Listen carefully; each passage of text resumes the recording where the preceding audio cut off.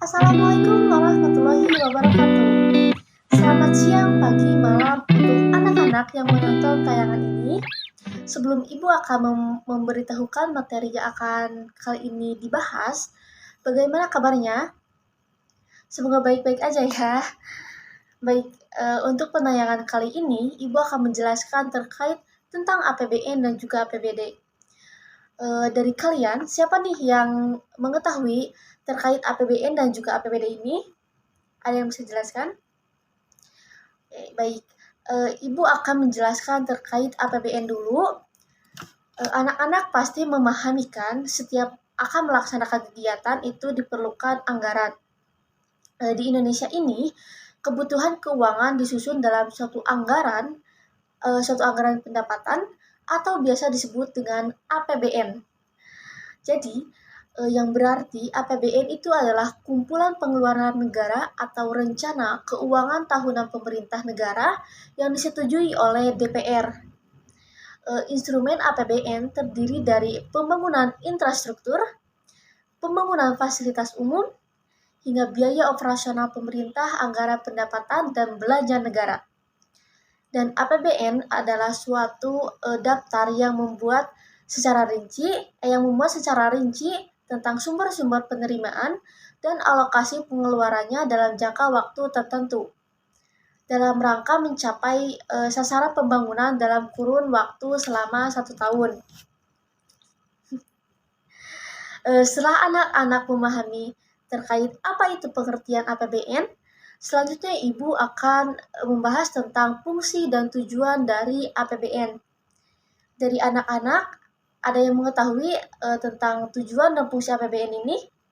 Tulis di komentar. Jadi, APBN memiliki beberapa fungsi. Yang pertama, fungsi alokasi. Fungsi alokasi artinya APBN berfungsi untuk mengalokasikan faktor-faktor produksi yang tersedia di dalam masyarakat. Yang kedua, fungsi distribusi. Fungsi distribusi ini artinya APBN berfungsi untuk pembagian pendapatan nasional yang adil atau pembagian dana ke berbagai sektor. Yang ketiga, fungsi stabilisasi. APBN mempunyai fungsi stabilisasi, artinya untuk terpeliharanya tingkat kesempatan kerja yang tinggi, tingkat harga yang relatif stabil, dan tingkat pertumbuhan ekonomi yang memadai. Yang keempat, ada fungsi otoritas, bahwa negara adalah tonggak atau pokok pelaksanaan pendapatan dan belanja dalam setiap tahunnya. Dan yang kelima, ada fungsi perencanaan, yaitu untuk mengalokasikan sumber daya sesuai dengan apa yang sudah direncanakan setiap tahunnya. Lalu yang terakhir, yang keenam, ada fungsi regulasi. Fungsi regulasi ini adalah untuk mendorong kebutuhan ekonomi suatu negara agar dapat memadai. Baik, anak-anak, untuk fungsi APBN itu Ibu sudah membahas secara keseluruhan. Semoga saja yang Ibu jelaskan terkait ke-6 fungsi APBN ini, anak-anak bisa memahami. Lalu selanjutnya, anak-anak harus mengetahui jika tujuan ini sangat jelas terdapat dalam undang-undang yang sudah diterapkan oleh pemerintahan. Yang pertama, yaitu sebagai pedoman penerimaan dan pengeluaran negara dalam melaksanakan tugas kenegaraan. Yang kedua, meningkatkan transparansi dan pertanggungjawaban pemerintah kepada DPR dan masyarakat yang luas. Yang ketiga, meningkatkan koordinasi antar bagian dalam lingkungan pemerintah. Yang keempat, membantu pemerintah mencapai tujuan fiskal. Yang kelima, memungkinkan pemerintah memenuhi prioritas belanja. Jika anak-anak perhatikan dari kelima tujuan di atas yang Ibu sampaikan, secara umum disusunnya APBN itu bertujuan untuk meningkatkan produksi serta kesempatan kerja dalam rangka meningkatkan kemakmuran masyarakat dan pertumbuhan ekonomi. Bagaimana nih penjelasan yang Ibu berikan terkait APBN? Semoga anak-anak mengerti ya. Mari kita lanjut. Ibu akan membahas mengenai APBD. Siapa yang sudah mengetahui terkait dengan APBD? Ada yang sudah tahu belum nih? Baik. Untuk APBD ini merupakan instrumen kebijakan yang utama bagi pemerintahan daerah. Jadi di mana anggaran daerah juga digunakan sebagai alat untuk menentukan besar pendapatan dan pengeluarannya.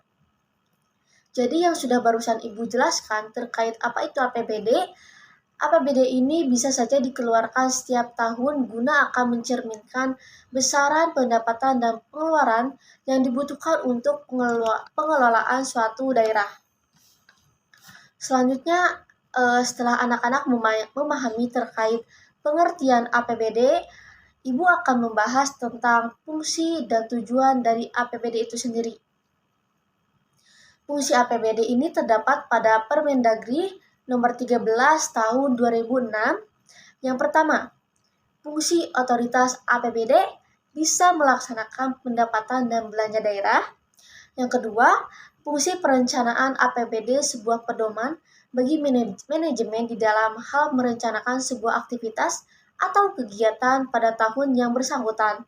Yang ketiga, fungsi pengawasan APBD, yaitu sebuah pedoman untuk bisa menilai apakah aktivitas penyelenggaraan pemerintah daerah sesuai dengan ketentuan yang ditetapkan. Yang keempat, fungsi alokasi APBD, yaitu yang diarahkan untuk bisa menciptakan lapangan kerja serta meningkatkan efisiensi serta efektivitas perekonomian. Yang kelima, fungsi distribusi APBD adalah uang rakyat. Yang keenam, fungsi stabilisasi APBD yang menjadi alat untuk memelihara dan mengupayakan keseimbangan fundamental perekonomian pada suatu daerah. Selanjutnya, Ibu akan memberitahukan terkait tujuan dari APBD. APBD ini disusun sebagai pedoman pemerintahan daerah dalam mengatur penerimaan serta belanja. Tujuan APBD ini yang pertama, membantu pemerintah daerah mencapai tujuan fiskal. Yang kedua, meningkatkan pengaturan atau juga koordinasi setiap bagian yang berada. Yang ketiga itu menciptakan efisiensi terhadap penyediaan barang dan jasa. Maaf tadi yang kedua itu meningkatkan pengaturan atau juga koordinasi tiap bagian yang berada di lingkungan pemerintahan daerah. Lalu selanjutnya menciptakan prioritas belanja pemerintahan daerah. Nah, seperti itulah terkait dengan penjelasan yang Ibu sampaikan mengenai APBN dan juga APBD. Bagaimana nih anak-anak? Apakah tertarik untuk mengetahui lebih lanjut materi tentang APBN dan juga APBD ini? Mungkin dicukupkan saja ya pembahasan yang bisa Ibu jelaskan. Semoga anak-anak bisa memahami dan semoga saja tidak lupa ya terkait materi APBN dan juga APBD ini. Bertemu lagi di video pembelajaran selanjutnya. Wassalamualaikum warahmatullahi wabarakatuh.